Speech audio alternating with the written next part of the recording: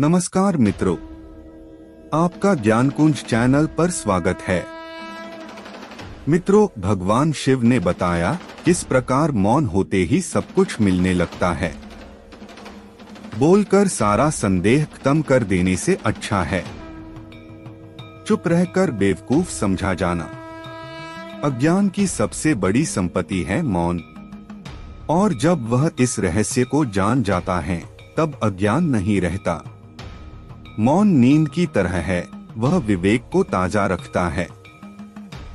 मित्रों, महादेव जी कहते हैं, वाणी का वर्चस्व रजत है किंतु मौन कंचन है। अपनी सफलता के सफर में निकलने से पहले अपने बस्ते में शांति और धैर्य को जरूर रख लेना। मौन रहकर मैं अन्य लोगों की कमियों को सुन लेता हूँ और अपनी कमियों को छिपा लेता हूँ। जब कुछ कहने को हो तभी कहिए, अगर कुछ कहना चाहते हो तब मत कहिए।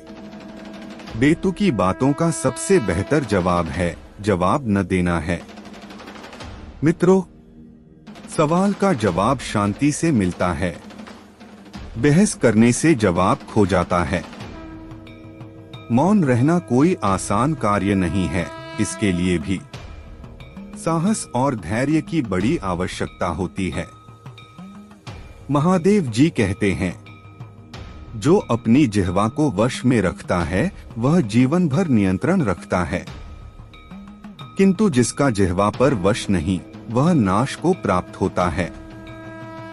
मौन क्रोध का दमन करने में व्यक्ति की जितनी सहायता करता है उतना अन्य कोई नहीं सहायता करता है।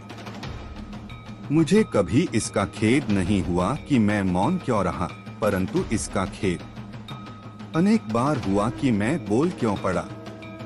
महान एकांत के बिना कोई भी गंभीर काम संभव नहीं है। समय और मौन आज सबसे शानदार चीजें हैं। मुख शांत हो पर मन अशांत हो, यह मौन काल्पनिक मौन है, वास्तविक मौन नहीं। मौन और दृढ़ विश्वास यही तुम्हारी सबसे बड़ी शक्ति है। चीटीन से अच्छा उपदेश कोई नहीं देता, क्योंकि वह मौन रहती है। मित्रों, इतना मत बोलिए कि लोग चुप होने का इंतजार करें, बल्कि इतना बोलकर चुप हो जाइए कि लोग दोबारा बोलने का इंतजार करें। अपने कार्य को मौन रहकर करते रहे, क्योंकि खिलाड़ी खेल पर ध्यान देते हैं, बाहर बैठे दर्शकों की टिप्पणियों पर नहीं। हर बात का जवाब देने बैठ जाएंगे तो कभी लाजवाब नहीं बन पाएंगे। मित्रों, महादेव जी भी हमें अत्यधिक सुनने की सलाह देते हैं। इसी कारण उन्होंने हमें एक मुख और दो कान दिए हैं। शांत रहकर लोगों की नजरों में बेवकूफ दिखना सही है, मुकाबले इसके कि हम कुछ भी बोल दें और बेवकूफ कहलाएं। मुख शांत हो पर मन अशांत हो, यह मौन काल्पनिक मौन है, वास्तविक मौन नहीं। अगर बहस करने वालों में एक व्यक्ति शांत रहे तो बहस कभी नहीं हो सकती।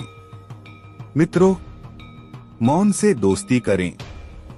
जिसे आप समझना चाहते हैं उसके साथ आपको बैठना तो पड़ेगा ना, तभी तो आप उसे समझ पाएंगे। तो खुद के साथ मौन में बैठना शुरू करें। इस दुनिया में वो इंसान सबसे ज्यादा सुखी और समृद्धि होता है जो क्रोध आने पर खुद को मौन रख सके। एक बेवकूफ व्यक्ति अपने भाषण से जाना जाता है और एक समझदार व्यक्ति अपने मौन के कारण। शांत रहना अच्छी आदत है और अच्छी आदत में खुद को ढालना कोई बुरी आदत नहीं है। मित्रों, याद रहे, एक मछली जाल में केवल चारे में तब फंस जाती है जब वह अपना मुंह खोल देती है। मित्रों, यह सच है, चुप रहना सबसे कठिन काम है। मानव की प्रकृति ईश्वर ने ऐसी बनाई है कि वह बोले बिना रह ही नहीं सकता है। हम सब ने देखा है कि संसार में बड़े बड़े युद्ध भी चुप ना रह पाने के कारण हो गए। चुप रहना, मौन रहना सरल नहीं है। इसके लिए भी साधना और आत्मसंयम की आवश्यकता होती है। चुप रहने वाला बेवकूफ नहीं, ज्ञानी होता है। बेबात की बातें, दूसरों के मामले में अनावश्यक बोलना आपसी मनमुटाव बढ़ाता है। मौन स्वर्ण की तरह अमूल्य है। जो व्यक्ति चुप रहता है अर्थात वह ध्यान से सुनता है और समयानुसार प्रतिक्रिया देता है। चुप रहकर वह अपनी ऊर्जा को बचाता है। हर समय हर बात हर कहीं बोलने वाला ज्यादा बेवकूफ बन जाता है। हमारे धर्म ग्रंथों, ऋषि मुनियों ने और कथा कहानियों ने भी मौन को सर्वोपरि माना है। मित्रों, यह भी सत्य है, कभी कभी चुप्पी विनाश का कारण भी बन जाती है। इतना भी सहनशील नहीं होना है कि सामने में आग लगता देखते रहे। चुप रहना समझदारी अवश्य है, पर परिस्थिति की आवश्यकता को ध्यान में रखना अति आवश्यक है। मित्रों, कहाँ भी गया है बालू जैसी करकरी, उज्ज्वल जैसी धूप, जैसी मीठी कछु नहीं, जैसी मीठी चूप। अर्थात चुप रहने को मीठा यानी मधुर माना गया है। आत्म चुप रहने वाले बेवकूफ नहीं होते, किंतु इसे और सूक्ष्मता से अवलोकन करें तो चुप रहने को परिस्थितियों और मनस्थिति के आधार पर गलत या सही कहा जा सकता है। जब हमसे कुछ पूछा जा रहा है और हम चुप रहते हैं तो इसे समझदार, ज्ञानी तो नहीं मानेंगे। इसी तरह अन्याय के विरोध में भी अपनी राय जाहिर नहीं करना भी उचित नहीं माना जा सकता। इसके विपरीत आपसे जब कुछ पूछा न जा रहा हो, कोई राय नहीं मांगी जा रही हो, तब चुप रहना समझदारी होगी। द्रौपदी के चीरहरण के समय भीष्म पितामह, गुरु द्रोणाचार्य महाराज, धृतराष्ट्र आदि विद्वान जनों का चुप रहना अनुचित माना गया है। अधूरे ज्ञान से भरा मस्तिष्क मुख से अधिक शब्द कहने पर मजबूर करता है, परंतु अधिक ज्ञान से भरा मस्तिष्क मुख से कम ही सही पर मूल्यवान शब्द कहलवाता है।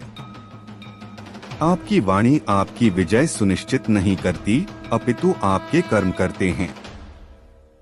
शांत व्यक्ति एक गुत्थी के समान है जो अपने आप में सुलझा हुआ रहता है, लेकिन सारा जमाना उस गुत्थी में उलझा हुआ रहता है। शोर आंखों को अच्छा लगता है पर आत्मा को चुभता है। वही शांति आंखों को भी भाती है और आत्मा को भी। शांति का दूसरा अर्थ संतुष्टि है।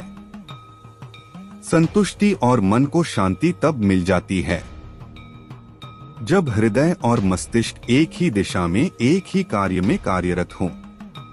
जो घड़ा आधा भरा होता है वह ज्यादा बचता है, और जो पूर्णता भरा होता है वह मौन रहता है।